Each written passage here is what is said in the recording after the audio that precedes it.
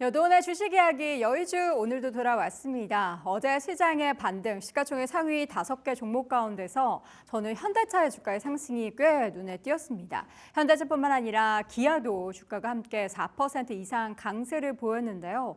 과연 자동차, 이 완성차 두 기업에 대해서 현재 시점에서는 어떠한 관점으로 바라보면 좋을지 이야기를 나눠보겠습니다.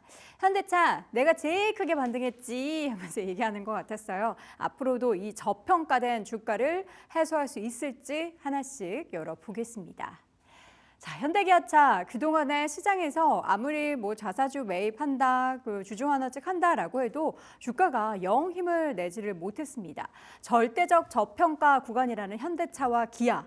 사실 절대적 저평가라는 기업들은 우리나라에서 워낙에 많죠. PBR 1배 이하의 종목들이 워낙에 많다 보니까요. 근데 그중에서도 또 대형주 가운데 저평가 구간에 놓인 현대차와 기아는 과연 앞으로 이 저평가된 주가 회복이 나타날 수 있을지가 궁금합니다.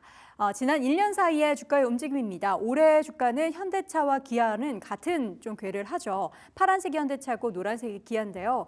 올 초만 하더라도 봄까지는 주가의 움직임 좋았습니다. 그러나 그 이후에 다시 한번 주가의 하락세가 보이면서 도돌이표를 찍는 모습이죠. 그럼에도 불구하고 현대차는 연수익률이 4.9%, 그래도 플러스고요. 기아는 마이너스 1.74%, 반도체 삼성전자보다는 낮죠.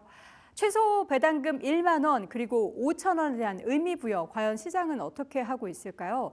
앞으로 2025년에서 2027년까지 총 주주 환원율이 35% 이상을 만드는 것이 목표라고 합니다. 적극적인 주주 환원책, 현대차 그룹은 항상 이 키워드가 따라붙고 있죠.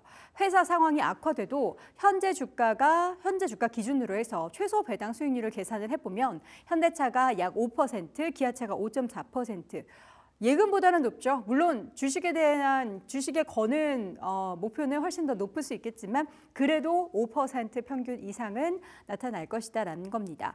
최소 주당 배당금 설정에 대해서 그래서 긍정적으로 시장은 평가를 하고 있고요. 이러한 부분들이 최소 배당금 설정이 주가의 하락폭을 일정 부분 제한하는 그런 역할을 할 것이다로 시장은 생각을 하고 있습니다. 현 주가 대비해서 추가적인 하락에 대한 폭을 이야기할 때는요. 현대차 같은 경우에는 17%까지, 기아는 한 9%까지 하단을 열어두고 봐야 한다라는 시각이 있는데요. 추가적으로 더 하락에 대한 부분도 물론 어떤 일이 벌어질지는 모르지만 지금 상황에서 봤을 때는 이 정도로 좀 정리해 보시면 되겠습니다. 다음 장 보시죠. 자, 그럼 지금 상황 속에서 가장 위협적인 내용들은 뭘까요? 관세입니다. 관세 위협이 큰 것은 사실이고요. 그런데 이것을 상쇄할 만한 내용은 미국의 현재 신공장을 가동시키면 이걸 또 상쇄할 수 있지 않을까라는 생각을 하게 합니다. 현대차가 미국에 대한 판매 비중이 지금 67%, 미국에서 판매하고 있는 현대차의 차 중에서 67%를 우리나라에서 만들고 있습니다.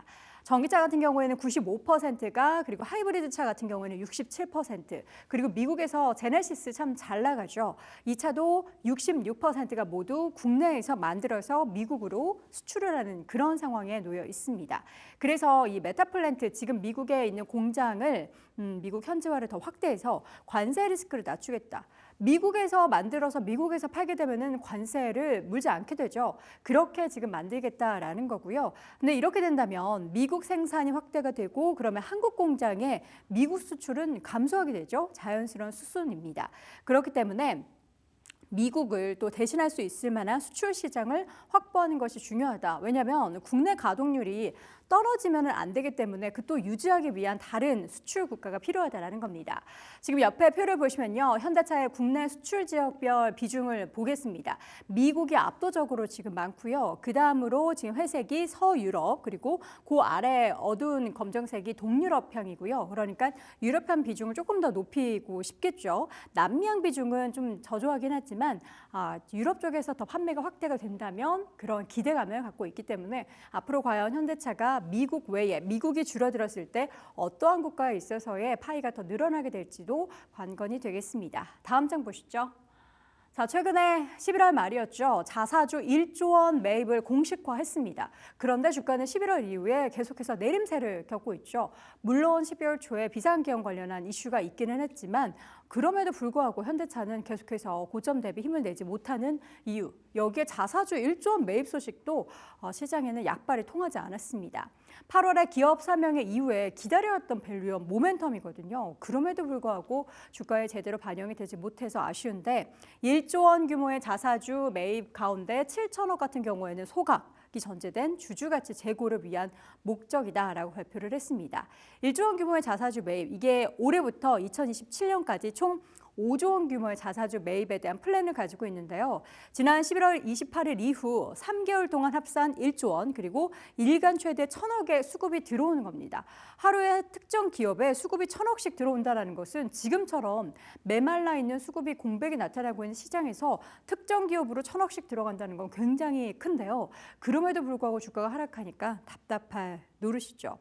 이번 자사주 매입으로 9에서 한 11% 규모의 매수 금액이 추가적으로 유입되면서 수급의 유동성이 계속해서 현대차 쪽으로 들어갈 것으로 예상을 하고 있는데 주가가 그러면 이에 따른 동력을 과연 언제 받을 수 있을지가 관건입니다.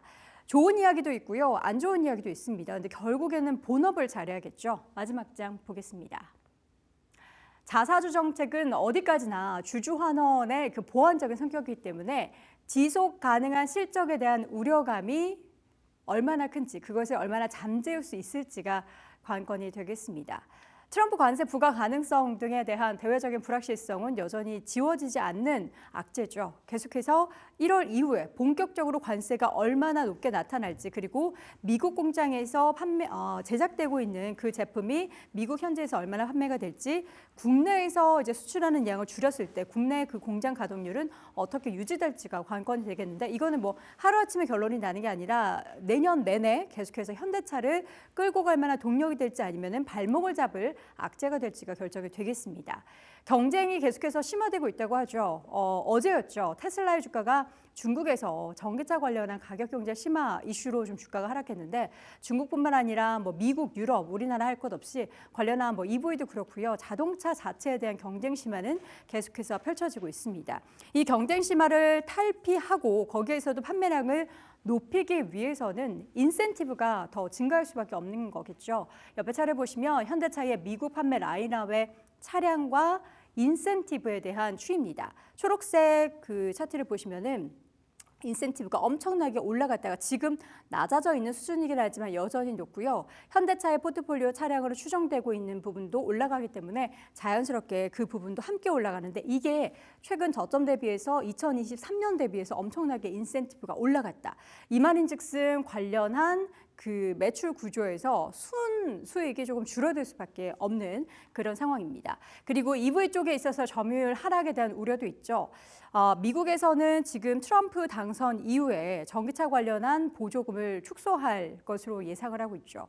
그렇기 때문에 결국에는 그 점유율 하락이 테슬라 이외의 차량에 더 많은 직격탄을 미칠 것으로 보이고 있는데, 과연 여기에서 어떻게 현대차가 또 기아가 탈피할 수 있을지, 잘 이겨낼 수 있을지가 관건이겠습니다. 자사주 매입은 수급 개선에 따른 단기적인 효과에 그칠 것이다. 앞서서 그 1조 원 규모의 그 자사주 매입이 유동성을 만들어내고 수급이 들어오는 것을 야기시키겠지만, 이게 뭐 계속 이어지는 것이 아니기 때문에 단기적인 영향이라서 결국에는 실적이 가장 중요하다. 긍정적인 해석과 지금 부정적인 우려 중에는 외국인의 매도는 계속 이어지고 있습니다. 이거는 약간 부정적인, 그러니까 가장 큰 관세 문제를 조금 우려하고 있다라는 거겠죠. 그럼에도 불구하고 일단은 현대차, 기아가 가장 많이 올랐습니다. 그 가장 많이 오른 것에 대한 의미 부여는 어떻게 해볼 수 있을까요? 여러분은 현대차와 기아, 특히나 현대차에 대해서 기대를 하고 계십니까? 저는 좀 긍정의 눈으로 지켜보고는 있는데요. 워낙에 자동차가 좋았을 때도 피크아웃 우려를 얘기하면서 오르고 또 올랐기 때문에 지금 다들 우려할 때 조금씩 한번 들여다보면서 개선되는 점은 없는지 체크해보는 지혜가 필요하겠습니다. 자, 이렇게 해서 오늘 여의도의 주식 이야기, 여의주에서는 자동차, 현대차 이야기 함께 나눠봤습니다.